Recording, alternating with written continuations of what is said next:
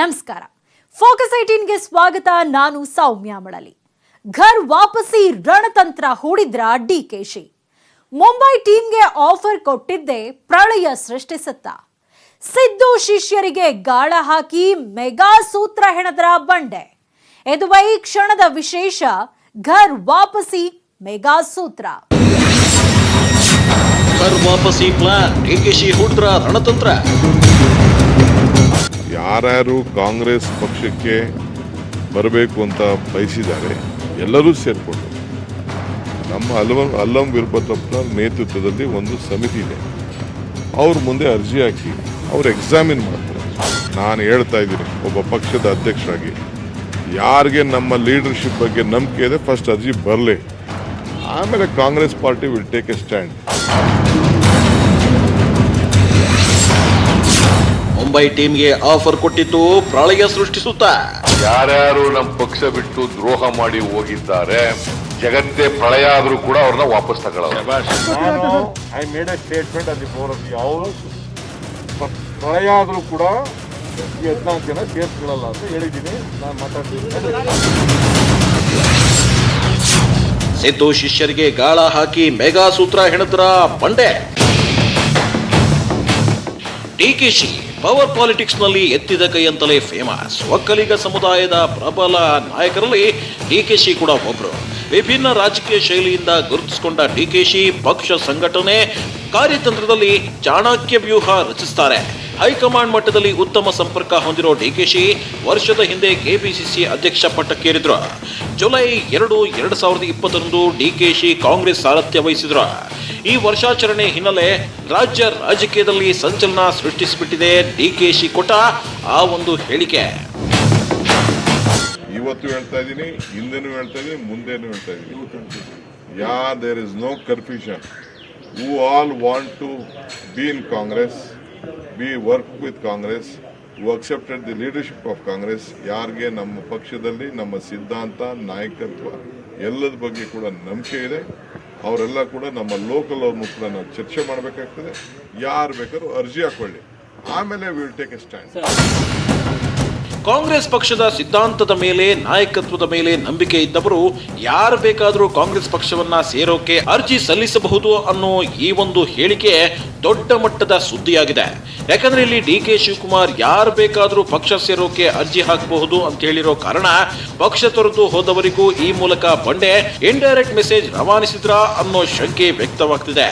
ಅದರಲ್ಲೂ ಸಮ್ಮಿಶ್ರ ಸರ್ಕಾರ ಪತನಕ್ಕೆ ಮುಹೂರ್ತ ಬಿಟ್ಟ 17 ಮಂದಿಗೆ ಪರೋಕ್ಷವಾಗಿ ಡಿಕೆಶಿ ಸಂದೇಶ ರವಾನಿಸಿಬಿಟ್ರ ಅನ್ನೋ ಚರ್ಚೆಗಳು ಒಳಗೊಳಗೆ ಆರಂಭವಾಗ್ಬಿಟ್ಟಿದೆ. ಹಾಗಾದ್ರೆ ಡಿಕೆಶಿ ಯಾರು ಬೇಕಾದರೂ ಪಕ್ಷ ಸೇರಲು ಅರ್ಜಿ ಹಾಕಬಹುದು ಅಂತ ಹೇಳುವ ಮೂಲಕ ಹೂಡಿಯೇ ಬಿಟ್ಟರ ಘರ್ ವಾಪಸಿ ರಣತಂತ್ರ. ನನ್ನ ಯಾರು 17 ಜನನೂ ನನಗೆ ಸಂಪರ್ಕ ಮಾಡಿಲ್ಲ, ಬೇರೆಯವ್ರು ಕೆಲವರೆಲ್ಲ ಮಾಡಿದ್ದಾರೆ. ನಾ ಯಾರು ಬೇಕಾದ್ರೂ ಹಾಕ್ಬೋದು ಅಂತ ಹೇಳ್ತಾ ಇದ್ದೀನಿ. I am not only particular about 17 people, 12 people, 13 people, 14 people ಎಲ್ಲ ನನಗೆ ಮುಖ್ಯ ಅಲ್ಲ. Anyone want to become a member of the Congress party, they can apply. ಏನಿದು ಘರ್ ವಾಪಸಿ ರಣತಂತ್ರ ಅಂದ್ರ? ನಿಮಗೆಲ್ಲ 2018ರ ಎಲೆಕ್ಷನ್ ಹೇಗಿತ್ತು, ರಿಸಲ್ಟ್ ಏನಾಯ್ತು ಅನ್ನೋದು ಗೊತ್ತಿದ್ಯಲ್ವಾ? 222 ವಿಧಾನಸಭಾ ಕ್ಷೇತ್ರಗಳಿದ್ದು ಅದರಲ್ಲಿ ಬಿಜೆಪಿ 104 ಕ್ಷೇತ್ರ ಗೆದ್ದಿತ್ತು, ಕಾಂಗ್ರೆಸ್ 80 ಕ್ಷೇತ್ರ ಗೆದ್ದಿತ್ತು, ಜೆಡಿಎಸ್ 37 ಸ್ಥಾನ ಗೆದ್ದಿತ್ತು. ಆ ಪ್ರಕಾರ ಯಾರಿಗೂ ಬಹುಮತ ಬಂದಿರಲಿಲ್ಲ. ಆ ಅತಂತ್ರ ಫಲಿತಾಂಶದ ಫಲವಾಗಿ ಕಾಂಗ್ರೆಸ್ ಹಾಗೂ ಜೆಡಿಎಸ್ ಮೈತ್ರಿ ಮಾಡಿಕೊಂಡಿತ್ತು. ಜೋಡೆತ್ತುಗಳ ಆರ್ಭಟ ಆರಂಭವಾಯಿತು. ಆದರೆ ಕಾಂಗ್ರೆಸ್ನಲ್ಲಿ ಅತೃಪ್ತ ಶಾಸಕರ ಅಸಮಾಧಾನ ಭುಗಿಲೆಳಿತು. ಬೂದಿ ಮುಚ್ಚಿದ ಕೆಂಡದಂತಿದ್ದ ನಾಯಕರು ಕೆರಳಿದ್ರು. ಹಿಂಗಾಗಿದ್ರಿಂದ ಮೈತ್ರಿ ಸರ್ಕಾರದ ಕುರ್ಚಿ ಅಲುಗಾಡಲು ಆರಂಭಿಸಿತು. 14 ತಿಂಗಳಲ್ಲೇ ಕುಮಾರಸ್ವಾಮಿ ಅಧಿಕಾರ ಕಳೆದುಕೊಳ್ಳುವ ಮಟ್ಟಕ್ಕೆ ಆಗ ರಾಜೀನಾಮೆ ಪರ್ವ ಆರಂಭವಾಯಿತು. 2019ರ ಹಠಾತ್ ರಾಜಕೀಯ ಬೆಳವಣಿಗೆಯಿಂದ ಜೆಡಿಎಸ್ನ 3, ಕಾಂಗ್ರೆಸ್ನ 14 ಅತೃಪ್ತ ನಾಯಕರು ರಾಜೀನಾಮೆ ಸಲ್ಲಿಸಿದ್ರು. ದೋಸ್ತಿ ಸರ್ಕಾರ ತಮ್ಮ ನಾಯಕರನ್ನ ಉಳಿಸಿಕೊಳ್ಳೋಕೆ ಆಗ ಹೋರಾಟ ನಡೆಸಿತು. ಆದರೆ ಅದು ಸಾಧ್ಯವಾಗಿರಲಿಲ್ಲ. ರಾಜೀನಾಮೆ ನೀಡಿದ ನಾಯಕರೆಲ್ಲ ಸೇರಿ ಮುಂಬೈಗೆ ಹಾರಿದ್ರು. ಮುಂಬೈನ ರೆಸಾರ್ಟ್ ರಾಜಕಾರಣ ಸಖತ್ ಸುದ್ದಿಯಾಯಿತು. ಆಗ ಅಖಾಡಕ್ಕೆ ಟ್ರಬಲ್ ಶೂಟರ್ ಡಿಕೆಶಿ ಕೂಡ ಅಖಾಡಕ್ಕಿಳಿದಿದ್ರು. ಆಪರೇಷನ್ ಕಮಲಕ್ಕೆ ಒಳಗಾದ ನಾಯಕರನ್ನ ವಾಪಸ್ ಕರೆತರುವ ಪ್ರಯತ್ನ ಮಾಡಿದ್ರು. ಆದರೆ ಸಾಧ್ಯವಾಗಲೇ ಇಲ್ಲ. ಕೊನೆಗೆ ದೋಸ್ತಿ ಸರ್ಕಾರ ಬಹುಮತ ಸಾಬೀತುಪಡಿಸುವಲ್ಲಿ ವಿಫಲವಾಯಿತು. ದೋಸ್ತಿ ಸರ್ಕಾರ ಪತನಗೊಳ್ತು.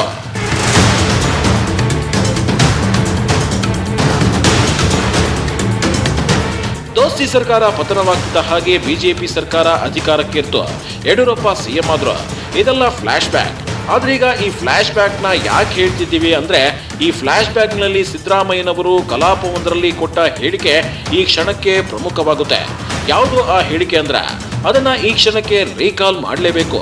ಯಾಕೆ ಅಂದ್ರೆ ಆ ದಿನ ಸಿದ್ದರಾಮಯ್ಯ ಹೇಳಿದ್ದು ಹೀಗೆ: ಯಾರು ಬಿಜೆಪಿ ಆಮಿಷಕ್ಕೆ ಬಲಿಯಾಗಿ ಪಕ್ಷಕ್ಕೆ ದ್ರೋಹ ಮಾಡಿದ್ದಾರೆ ಅವ್ರನ್ನ ಜಗತ್ತೇ ಪ್ರಳಯ ಆದ್ರೂ ವಾಪಸ್ ತಗೊಳ್ಳಲ್ಲ, ಅವರ ಪರಿಸ್ಥಿತಿ ತ್ರಿಶಂಕು ಸ್ಥಿತಿ ಆಗುತ್ತೆ ಅಂದಿದ್ರು ಸಿದ್ದು.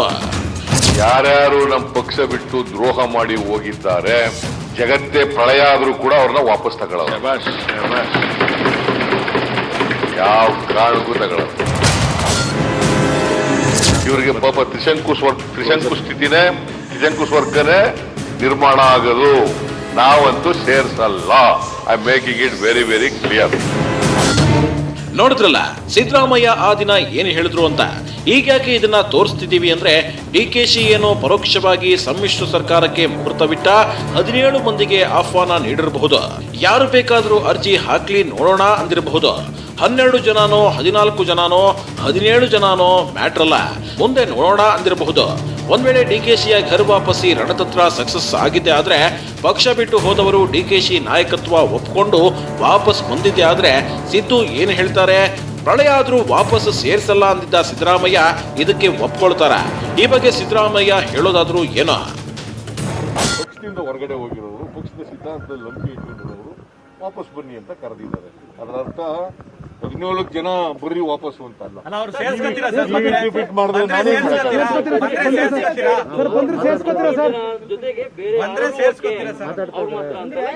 ನನಗೆ ಗೊತ್ತಿಲ್ಲ, ನಾನು ಕೇಳ್ತೀನಿ, ಮಾತಾಡ್ತೀನಿ.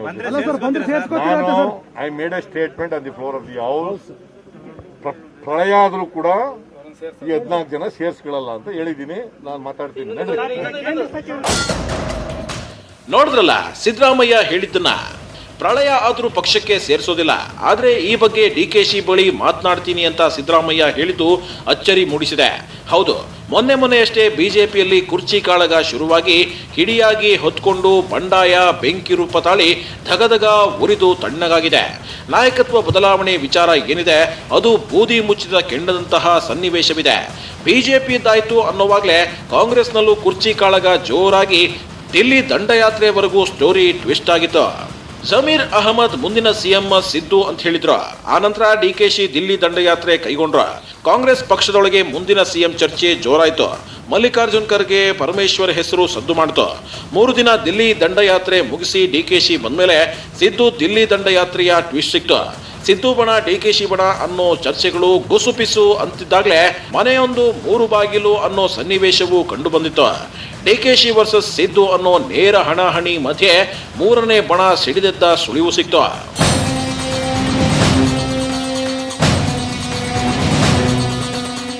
ಆ ತಕ್ಷಣ ಈಗ ಕುರ್ಚಿ ಕದನ ಸದ್ದಿಲ್ಲದಂತಾಯ್ತು. ಆದ್ರೂ ಕೂಡ ಒಳಗೊಳಗೆ ಕುರ್ಚಿ ಕಾಳಗ ನಡೆಯುತ್ತಲೇ ಇದೆ.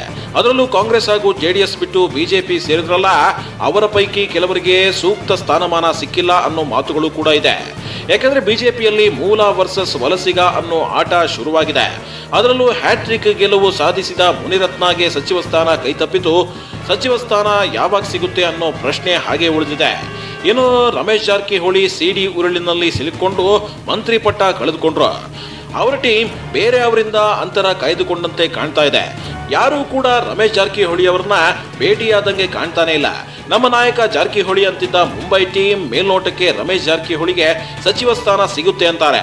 ಹಿಂಗಾಗಿ ಯಾರೂ ಕೂಡ ಅವರ ಬೆನ್ನಿಗೆ ನಿಂತಂತೆ ಕಾಣ್ತಿಲ್ಲ. ಹಿಂಗಾಗಿ ಕೈಕೊಟ್ಟು ಬಿಜೆಪಿಗೆ ಹೋದವರಿಗೆ ಸೂಕ್ತ ಸ್ಥಾನಮಾನ ಸಿಗದೇ ಇರೋ ಕಾರಣ ಈಗ ಡಿಕೆಶಿ ಆಫರ್ ಅನ್ನ ಅಕ್ಸೆಪ್ಟ್ ಮಾಡ್ತಾರಾ ಅನ್ನೋ ಮಾತುಗಳು ಕೂಡ ಹರಿದಾಡ್ತಿದೆ. ಬಿಜೆಪಿ ಏನು ಪರ್ಮನೆಂಟ್ ಅಲ್ಲ, ಕಾಂಗ್ರೆಸ್ ಏನು ಪರ್ಮನೆಂಟ್ ಅಲ್ಲ. ಎಷ್ಟೋ ಜನ ನಮ್ಮ ಪಾರ್ಟಿಯಿಂದ ಬಿಟ್ಟು ಹೋದ್ರು, ಎಷ್ಟೋ ಜನ ತಿರ್ಗಾ ಬೇರೆ ಬೇರೆ ಪಾರ್ಟಿಗೆ ಬರೋದು, ಇವೆಲ್ಲ ಕೂಡ ನಡೀತದೆ. ಅಲ್ಲಿಗ ಹೆಂಗೆ ಪಾಲಿಟಿಕ್ಸಲ್ಲಿ ಏನು ಬೇಕಾದ್ರೂ ಆಗ್ಬೋದು. ಈಗ ಚರ್ಚೆ ಬೇಡ, first let us come out with the names. ಯಾರ್ಯಾರೋ ಬೇರೆಯವ್ರನ್ನ ಈ ಸಂಪರ್ಕದಲ್ಲಿ ಇರ್ತಾರೆ, ಅರ್ಜಿಗಳಾಗ್ತಾ ಇರ್ತಾರೆ, ಲೀಡ್ಗಳು ಭೇಟಿ ಮಾಡ್ತಾ ಇರ್ತಾರೆ. ಇವೆಲ್ಲ ಮೊದಲಿಂದನೂ ನಡೆದಂಥ ವಿಚಾರ. ಯಾರಿಗೂ ಯಾರ ಪೈಗ ಎದೆ ಬಗೆದ್ಬಿಟ್ಟು ನಾನೇ ಇದ್ದೀನಿ, ಶಿವಕುಮಾರ್ ಎದೆಯಲ್ಲಿ ಇದ್ದೀನಿ ಅಂತ ತೋರಿಸೋಂಥವ್ರು ಇದ್ದಾರೆ. ಬಟ್ ಈಗ ಯಾರು ಅರ್ಜಿ ಅಂತ ಹಾಕಿಲ್ಲ. ಅವೆಲ್ಲ ನಾವು ಡಿಸ್ಕ್ಲೋಸ್ ಮಾಡೋಕ್ಕಾಗಲ್ಲ ರೀ. ಪಕ್ಷ ಬಲ ಹೆಚ್ಚೋಕೆ ಗೂಗ್ಲಿ ಎಸೆದ್ರ ಟ್ರಬಲ್ ಶೂಟರ್. ಮುಂದಿನ ವಿಧಾನಸಭಾ ಚುನಾವಣೆಗೆ 1 ವರ್ಷ 9 ತಿಂಗಳು ಮಾತ್ರ ಬಾಕಿ ಇದೆ. ಈಗ ಕಾಂಗ್ರೆಸ್ ಪಕ್ಷದ ಸಾರಥ್ಯ ವಹಿಸಿಕೊಂಡು ವರ್ಷ ಕಳೆದಿದ್ದು ಪಕ್ಷದ ಬಲ ವೃದ್ಧಿಸುವ ಕಡೆ ಡಿಕೆಶಿ ಹೆಚ್ಚಿನ ಒತ್ತು ನೀಡಿದಂತೆ ಕಾಣ್ತಿದೆ. ಸಾಮಾನ್ಯವಾಗಿ ಪ್ರತಿ ಎಲೆಕ್ಷನ್ ಬರ್ತಿರುವಾಗಲೂ ಪಕ್ಷಾಂತರ ಅನ್ನೋದು ಕಾಮನ್. ಒಂದು ಪಕ್ಷದಿಂದ ಇನ್ನೊಂದು ಪಕ್ಷಕ್ಕೆ ಜಿಗಿಯೋದು ಸಹಜ. ಮೈತ್ರಿ ಸರ್ಕಾರವನ್ನ ಉರುಳಿಸಿದ ಕಾಂಗ್ರೆಸ್ ಶಾಸಕರಲ್ಲಿ ಹೆಚ್ಚಿನವರಿಗೆ ಹೇಳಬೇಕು ಅಂದ್ರೆ ಸ್ವಪಕ್ಷದ ಮೇಲೆ ಅಷ್ಟೇನೂ ಸಿಟ್ಟಿರಲಿಲ್ಲ. ಅಂದಿನ ಮುಖ್ಯಮಂತ್ರಿ ತಮ್ಮ ಕ್ಷೇತ್ರದ ಕೆಲಸಕ್ಕೆ ಸ್ಪಂದಿಸ್ತಿಲ್ಲ ಅನ್ನೋ ಅಸಮಾಧಾನ ಆಕ್ರೋಶಕ್ಕೆ ಕಾರಣವಾಗಿತ್ತು. ಇದರ ಜೊತೆಗೆ ಬಿಜೆಪಿ ಸೇರಿದ್ರೆ ಮಂತ್ರಿ ಪಟ್ಟವು ಒಲಿಯುತ್ತೆ ಅನ್ನೋದು ಗೊತ್ತಿತ್ತು. ಈ ಹಿನ್ನೆಲೆ ಬಿಜೆಪಿಗೆ ಕಾಂಗ್ರೆಸ್ನಿಂದ ಹಾರಿದ ನಾಯಕರು ಬಿಜೆಪಿ ಸರ್ಕಾರವನ್ನ ಅಧಿಕಾರಕ್ಕೆ ತಂದ್ರು. ಆದ್ರೆ ಈಗ ಡಿಕೆಶಿ ಎಸೆದ ಗೂಗ್ಲಿಗೆ ಬಿಜೆಪಿ ಕೂಡ ದಿಗಿಲುಗೊಂಡಂತೆ ಕಾಣ್ತಾ ಇದೆ. ಇನ್ನೊಂದು ಏನಂದ್ರೆ ಸಿದ್ದು ಶಿಷ್ಯರಿಗೆ ಡಿಕೆಶಿ ಗಾಳ ಹಾಕ್ತಿದ್ದಾರಾ ಅನ್ನೋ ಚರ್ಚೆ ಮುನ್ನೆಲೆಗೆ ಬಂದಿದೆ. ಯಾಕಂದ್ರೆ ಮೈತ್ರಿ ಸರ್ಕಾರ ಬುಡಕ್ಕೆ ಬಾಂಬ್ ಸಿಡಿಸಿ ಬಿಜೆಪಿ ಸರ್ಕಾರವನ್ನ ಕಟ್ಟೋಕೆ ಸಹಾಯ ಮಾಡಿದ ಬಹುತೇಕರು ಸಿದ್ದರಾಮಯ್ಯ ಆಪ್ತ ವಲಯದಲ್ಲಿ ಗುರುತಿಸಿಕೊಂಡವರೇ ಆಗಿದ್ರು. ಇದೀಗ ಡಿಕೆಶಿ ಯಾರು ಬೇಕಾದರೂ ಕಾಂಗ್ರೆಸ್ ಪಕ್ಷ ಸೇರೋಕೆ ಅರ್ಜಿ ಹಾಕಲಿ, ಪಕ್ಷ ಬಿಟ್ಟು ಹೋದವರು ಬೇಕಾದರೂ ಅರ್ಜಿ ಹಾಕಲಿ ನೋಡೋಣ ಅಂದಿರೋದು ಎಲ್ಲೋ ಒಂದು ಕಡೆ ಡಿಕೆಶಿ ಸಿದ್ದು ಆಪ್ತರ ಮೇಲೆ ಒಲವು ತೋರ್ತಿದ್ದಾರಾ ಅನ್ನೋ ಪ್ರಶ್ನೆ ಹುಟ್ಟುಹಾಕ್ತಿದೆ. ಅಷ್ಟೇ ಅಲ್ಲದೆ ರಾಜಕೀಯ ವಲಯದಲ್ಲಿ ಕುತೂಹಲ ಮೂಡಿಸ್ತಿದೆ. ಯಾಕೆಂದ್ರೆ 2023ರ ಎಲೆಕ್ಷನ್ಗೋಸ್ಕರ ಡಿಕೆಶಿ ಹೆಣದಂತೆ ಕಾಣ್ತಾ ಇದೆ ಘರ್ ವಾಪಸಿ ಪ್ಲಾನ್. ರಾಜಕೀಯದಲ್ಲಿ ಒಂದೊಂದು ಮಾತು, ಒಂದೊಂದು ಹೆಜ್ಜೆ, ಒಂದೊಂದು ನಿರ್ಧಾರ ಕೂಡ ಸ್ಟ್ರಾಟಜಿ ಲೆಕ್ಕವೇ. ಹೀಗಾಗಿ ಡಿಕೆ ಶಿವಕುಮಾರ್ ಕಾಂಗ್ರೆಸ್ ಪಕ್ಷಕ್ಕೆ ಸೇರಲು ಯಾರು ಬೇಕಾದರೂ ಅರ್ಜಿ ಹಾಕಬಹುದು ಅಂತ ಹೇಳಿದ್ದು ದೊಡ್ಡ ಸಂಚಲನ ಸೃಷ್ಟಿಸಿದೆ. ಇದರ ಜೊತೆಗೆ ದ್ವೇಷ ಮರೆತು ಆ ನಾಯಕ ಡಿಕೆಶಿ ನಾಯಕತ್ವ ಒಪ್ಕೊಂಡು ಬಿಡ್ತಾರ, ಮತ್ತೆ ಕೈ ಅಂಗಳಕ್ಕೆ ಎಂಟ್ರಿ ಕೊಡ್ತಾರಾ ಅನ್ನೋ ಮಾತುಗಳು ಕೇಳಿ ಬರ್ತಿವೆ. ಅಷ್ಟಕ್ಕೂ ಯಾರು ಆ ಲೀಡರ್ ಅಂದ್ರ ಹೇಳ್ತೀವಿ ಬ್ರೇಕ್ ಆದ್ಮೇಲೆ.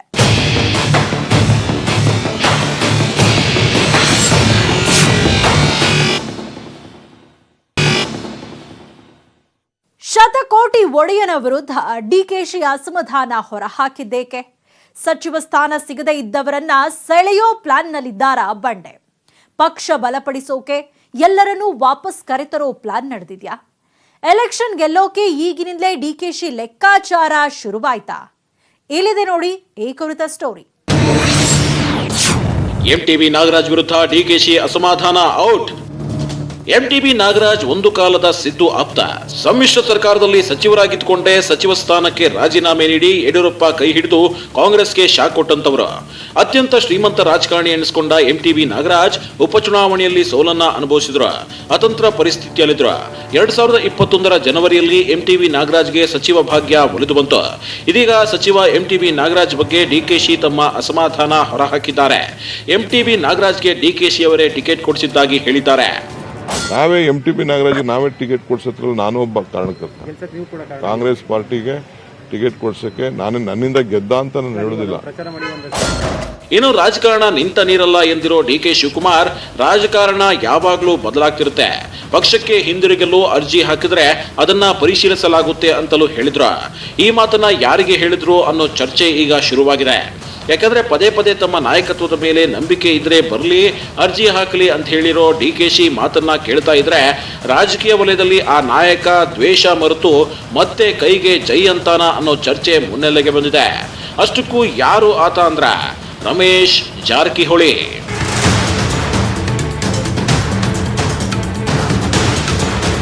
ದೋಸ್ತಿ ಸರ್ಕಾರ ಉರುಳೋಕೆ ಕಾರಣ ಮಿತ್ರ ಮಂಡಳಿ ಹಾಗೂ ಮಿತ್ರ ಮಂಡಳಿಯ ನಾಯಕ ರಮೇಶ್ ಜಾರಕಿಹೊಳಿ ಅಂದ್ಕೊಂಡ ಹಾಗೆ ದೋಸ್ತಿ ಸರ್ಕಾರವನ್ನ ಉರುಳಿಸಿ ಬಿಜೆಪಿ ಸರ್ಕಾರ ರಚಿಸಿ ಅದರಲ್ಲಿ ಸಚಿವ ಸ್ಥಾನವನ್ನ ಪಡೆದುಕೊಂಡಿದ್ರು. ಅದು ಕೂಡ ಪವರ್ಫುಲ್ ಖಾತೆಯನ್ನೇ ತಮ್ಮದಾಗಿಸಿಕೊಂಡಿದ್ರು.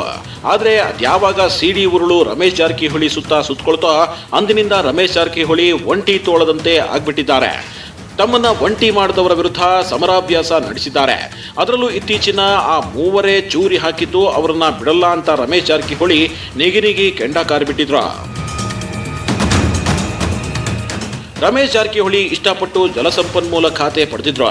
ತ್ಯಾಗದಿಂದ ಪಡೆದ ಖಾತೆ ಅದಾಗಿತ್ತು. ಇದಕ್ಕಾಗಿ ರಮೇಶ್ ಜಾರಕಿಹೊಳಿ ತಪಸ್ಸು ಮಾಡಿದ್ರು ಅಂದ್ರೂ ತಪ್ಪಾಗ್ಲಿಕ್ಕಿಲ್ಲ. ಆದ್ರೆ ಒಂದೇ ಒಂದು ಕೇಸ್ ಅವರ ವರ್ಷಗಳ ಕನಸನ್ನ ಭಗ್ನ ಮಾಡಿಬಿಡ್ತು. ಈಗ ಕೈತಪ್ಪಿ ಹೋದ ಸಚಿವ ಸ್ಥಾನಕ್ಕೋಸ್ಕರ ಬೆಳಗಾವಿ, ಮುಂಬೈ, ಬೆಂಗಳೂರು, ದೆಹಲಿ ಅಂತ ಸುತ್ತಾಡ್ತಿದ್ದಾರೆ. ಹೀಗಾಗಿ ಈಗ ಬಂಡೆ ಆಫರ್ನ ಸಾಹುಕಾರ್ ಅಕ್ಸೆಪ್ಟ್ ಮಾಡ್ತಾರಾ ಅನ್ನೋ ಚರ್ಚೆ ಜೋರಾಗಿದೆ. ಯಾಕೆಂದ್ರೆ ರಮೇಶ್ ಜಾರಕಿಹೊಳಿ, ಡಿಕೆಶಿ ನಡುವೆ ಸಿಟ್ಟಿದೆ, ಹಳೆ ದ್ವೇಷವಿದೆ ಅನ್ನೋ ಮಾತುಗಳು ಇಂದು ನಿನ್ನೆಯದಲ್ಲ, ಬಹಳಷ್ಟು ಹಳೆಯದ್ದು. ಹೌದು, 2018ರ ಬೆಳಗಾವಿಯ BLD ಬ್ಯಾಂಕಿನ ಅಧ್ಯಕ್ಷ, ಉಪಾಧ್ಯಕ್ಷ ಆಯ್ಕೆ ವಿಚಾರದಲ್ಲಿ ಜಿದ್ದಿನ ರಾಜಕಾರಣ ಮಾಡಿ ರಾಜಕೀಯ ಬದ್ಧ ವೈರಿಗಳಂತೆ ಕಾಣಿಸಿಕೊಂಡಿದ್ರು ರಮೇಶ್ ಜಾರಕಿಹೊಳಿ ಅಂಡ್ ಡಿಕೆಶಿ. ಅದು ಅಲ್ಲದೆ ಲಕ್ಷ್ಮೀ ಹೆಬ್ಬಾಳ್ಕರ್ ಬಣದವರೇ ಅವಿರೋಧ ಆಯ್ಕೆಯಾಗಿದ್ದು ಸಾಹುಕಾರ್ಗೆ ನುಂಗಲಾರದ, ಅರಗಿಸಿಕೊಳ್ಳಲಾಗದ ತುತ್ತಾಯ್ತು. ಡಿಕೆಶಿ ಇದರಲ್ಲಿ ಪ್ರವೇಶ ಮಾಡಿದ್ದನ್ನ ಪ್ರತಿಷ್ಠೆಯಾಗಿ ರಮೇಶ್ ಜಾರಕಿಹೊಳಿ ತೆಗೆದುಕೊಂಡ್ರು. ಆ ಮುನಿಸಿನಿಂದಲೇ ದೋಸ್ತಿ ಸರ್ಕಾರ ಕೆಡವಿದ್ರು ಅನ್ನೋ ಮಾತುಗಳು ಕೂಡ ಇದೆ. ಒಟ್ಟಾರೆ ಕಾಂಗ್ರೆಸ್ಗೆ ಬಾಯ್ ಬಾಯ್ ಹೇಳಿ ಹೋದವರು ಅಂತೇನಲ್ಲ, ಯಾರು ಬೇಕಾದರೂ ಕೈಪಾಳ್ಯಕ್ಕೆ ಜೈಕಾರ ಹಾಕೋಕೆ ಅರ್ಜಿ ಹಾಕಬಹುದು ಅಂತ ಡಿಕೆಶಿ ಹೇಳಿದ್ದು ಪಕ್ಷ ತೊರೆದ 17 ಜನರಿಗೂ ಈ ಅವಕಾಶ ಇದೆಯಾ ಅನ್ನೋ ಪ್ರಶ್ನೆ ಸಿಡಿದೆದ್ದಿದೆ. ಸದ್ಯಕ್ಕೆ ಡಿಕೆಶಿ ನಾಯಕತ್ವವನ್ನು ಒಪ್ಪಿಕೊಂಡು ಆ 17 ಜನ ಬರ್ತಾರ. ಡಿಕೆಶಿ ಆಹ್ವಾನಕ್ಕೆ ಪಕ್ಷ ತೊರೆದವರಿಂದ ಗ್ರೀನ್ ಸಿಗ್ನಲ್ ಸಿಕ್ಕಿದೆ. ಆದ್ರೆ ಸಿದ್ದರಾಮಯ್ಯ ಇದನ್ನ ಒಪ್ತಾರ. ಪ್ರಳಯ ಆದರೂ ವಾಪಸ್ ಸೇರಿಸಿಕೊಳ್ಳಲ್ಲ ಎಂದಿದ್ದ ಸಿದ್ದರಾಮಯ್ಯ ನೆಕ್ಸ್ಟ್ ಏನ್ ಮಾಡ್ತಾರೆ ಅನ್ನೋ ಸಾಕಷ್ಟು ಚರ್ಚೆಗಳು ರಾಜ್ಯ ರಾಜಕಾರಣದಲ್ಲಿ ಸದ್ದು ಮಾಡ್ತಿದೆ. ಯಾರ್ಯಾರು ನಮ್ಮ ಪಕ್ಷ ಬಿಟ್ಟು ದ್ರೋಹ ಮಾಡಿ ಹೋಗಿದ್ದಾರೆ, ಜಗತ್ತೇ ಪ್ರಳಯ ಆದ್ರೂ ಕೂಡ ಅವ್ರನ್ನ ವಾಪಸ್ ತಗೊಳ್ಳಲ್ಲ. I made a statement on the floor of the house. ಪ್ರಳಯ ಆದ್ರೂ ಕೂಡ ಈ 14 ಜನ ಸೇರಿಸ್ಕೊಳ್ಳಲ್ಲ ಅಂತ ಹೇಳಿದ್ದೀನಿ. ನಾನು ಮಾತಾಡ್ತಿದ್ದೀನಿ. ಇದಾಗಿತ್ತು ಈ ಹೊತ್ತಿನ ಫೋಕಸ್ 18. ನೋಡ್ತಾರಿ ನ್ಯೂಸ್ 18 ಕನ್ನಡ. ಜಾಲ ನಮ್ಮದು, ಬಲ ನಿಮ್ಮದು.